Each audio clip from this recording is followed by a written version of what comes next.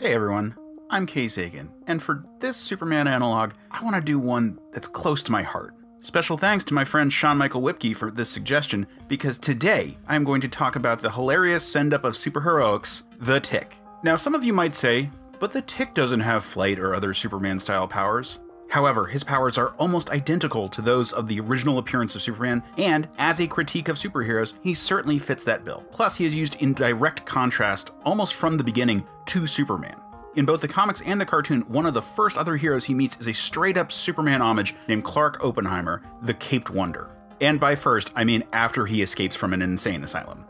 See, the Tick's grasp on reality has always been a little more tenuous than most Superman analogs, and that becomes a theme for his world. Now, the Tick himself always is a bit of a mystery, but that just works to have the rest of the world find him crazy and for him to save the day regardless. His stories are always hilarious satires of modern comics, such as his first big arc aping Frank Miller. More conventional superheroes can find him frustrating, such as when the Caped Wonder, that Superman equivalent, comes to blows with him. However, the Tick always has a zany response. Side note, this was a great opportunity to make fun of some of the Superman tropes. It unsubtly jabs at the Christopher Reeve Superman. And of course, it addresses the glasses situation, leading to one of the best panels of a Superman type struggling to maintain his secret identity ever. But many know the Tick from his other appearances in media. He was really big in the 90s and has kept having small resurgences ever since. My first encounter with the character was with his cartoon from the 90s. Others know him best for the live-action show with Patrick Warburton, which sadly ended too soon. He's had a more recent show on Amazon that has dealt with the issues of insanity. I really enjoyed the show, and I'm sad that it didn't get more than 2 seasons.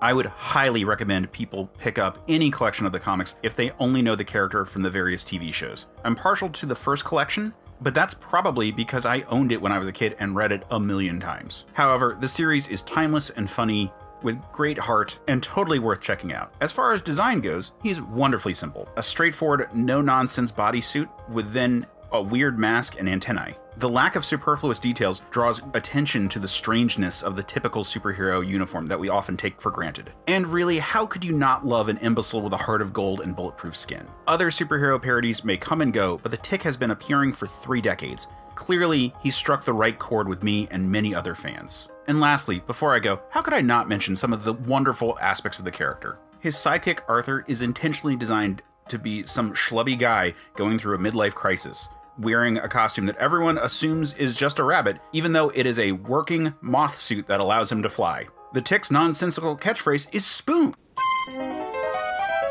Spoon! And his pet is a capybara named Speak. Capybara, Tick. Speak is a rodent. Ooh. But he's one of the world's largest. All right! Go Speak! Frickin' delightful! So that's the Tick. Sometimes our superheroes just need to bring a smile to our face.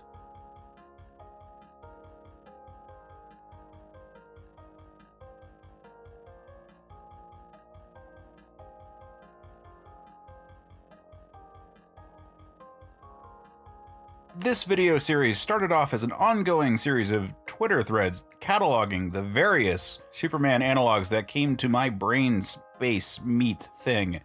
There's a link in the description below.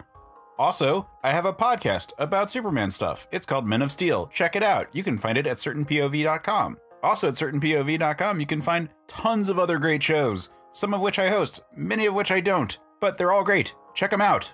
Also do the YouTube stuff, you know, like, subscribe, yada, yada, yada. Do it all. Do the things. Talk to you later.